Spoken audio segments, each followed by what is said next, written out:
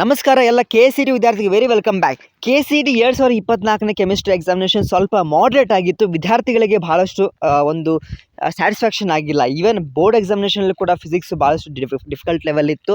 So ಇವತ್ತು ಕೂಡ ಬಹಳಷ್ಟು ವಿದ್ಯಾರ್ಥಿಗಳಿಗೆ ಅಷ್ಟು ಸ್ಯಾಟಿಸ್ಫ್ಯಾಕ್ಷನ್ ಆಗಲಿಲ್ಲ ಆನ್ಸರ್ ಮತ್ತು ಕ್ವಶನ್ಸ್ ಎಲ್ಲ ನೋಡಿಬಿಟ್ಟು.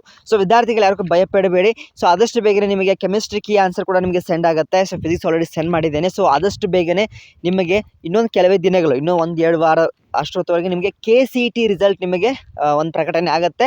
ಅದರ ಮುಖಾಂತರ ನೆಕ್ಸ್ಟ್ ನಿಮಗೆ ಕೌನ್ಸಿಲಿಂಗಲ್ಲಿ KEA ಮುಖಾಂತರ ನಿಮಗೆ ಸೀಟನ್ನು ಹಂಚಿಕೆ ಮಾಡಲಾಗುತ್ತೆ. ಸೊ ಅದಕ್ಕೆ ಪ್ರೊಸೆಸ್ ಎಲ್ಲ ಗೊತ್ತಾಗಬೇಕಪ್ಪ ಅಂದರೆ ನಮ್ಮ ಚಾನಲ್ಗೆ ಸಬ್ಸ್ಕ್ರೈಬ್ ಮಾಡ್ಕೊಂಡು ಇಟ್ಕೊಳ್ಳಿ. ಮತ್ತು ಸಾಕಷ್ಟು ಸ್ಕಾಲರ್ಶಿಪ್ ನಿಯರ್ಲಿ ನಿಮಗೆ 1 ಲ್ಯಾಕ್ವರೆಗೂ ಕೂಡ ಸ್ಕಾಲರ್ಶಿಪ್ ಸಿಗುತ್ತೆ ಆಫ್ಟರ್ PUC. ಇಷ್ಟು 1 to PUC ವರೆಗೆ ನಿಮಗೆ ಸಾಕಷ್ಟು ಸ್ಕಾಲರ್ಶಿಪ್ ಸಿಗೋದೇ ಇಲ್ಲ. ಆಫ್ಟರ್ PUC ನಂತರ ಡಿಗ್ರಿಗೇನು ಹೋಗ್ತಿರಲ್ಲ, ಬಹಳಷ್ಟು ಸ್ಕಾಲರ್ಶಿಪ್ ಸಿಗುತ್ತೆ. ಮೇನ್ PUC ನಂತರವೇ ಅಬೋ 80 ಇತ್ತಪ್ಪ ಅಂದರೆ ಬಹಳಷ್ಟು scholarship private as well as government ಮುಖಾಂತರ ಸಿಗುತ್ತೆ. ಪ್ರೈಸ್ ಮನಿ, ಪ್ರತಿಭಾವಂತ ವಿದ್ಯಾರ್ಥಿಗಳಿಗೆ ಪುರಸ್ಕಾರ ಸಾಕಷ್ಟು ಸಿಗ್ತಾ ಇರುತ್ತೆ. ಸೊ ಹಂಗಾಗಿ ನಾನು ರೆಗ್ಯುಲರ್ ಅಪ್ಡೇಟ್ಸ್ ಮಾಡ್ತಾ ಇರ್ತೇನೆ. ಓಕೆ, ಸೊ ಮತ್ತು ವಿದ್ಯಾರ್ಥಿಗಳೇ ನಿಮ್ಗೆ ಹೇಗೆ ಅನಿಸ್ತು ಈ ಒಂದು ಕೆಮಿಸ್ಟ್ರಿ ಎಕ್ಸಾಮಿನೇಷನ್ ಅಂತ ಕಮೆಂಟ್ ತಿಳಿಸಿ. ಈಸಿ ಇತ್ತು, ಡಿಫಿಕಲ್ಟ್ ಇತ್ತು, ಮತ್ತು ಮುಂದೇನು ಮಾಡಬೇಕಂತ ಅಂದ್ಕೊಂಡಿದೆ ಅಂತ ಕೂಡ ಕಮೆಂಟ್ ತಿಳಿಸಿ. ನನ್ನ ಇಂಡಿವಿಜುವಲಿ ಕಾಂಟ್ಯಾಕ್ಟ್ ಮಾಡಬೇಕಪ್ಪ ಅಂದರೆ ನಮ್ಮ ಟೆಲಿಗ್ರಾಮ್ ಗ್ರೂಪಿಗೆ ಜಾಯ್ನ್ ಆಗಿ ಅಲ್ಲಿ ನಿಮಗೆ ಹೆಲ್ಪ್ ಆಗುತ್ತೆ. Okay, link in description. ವಿಡಿಯೋಗೆ ಲೈಕ್ ಮಾಡಿ, ಫ್ರೆಂಡ್ಸ್ಗೆ ಶೇರ್ ಮಾಡಿ. Thank you.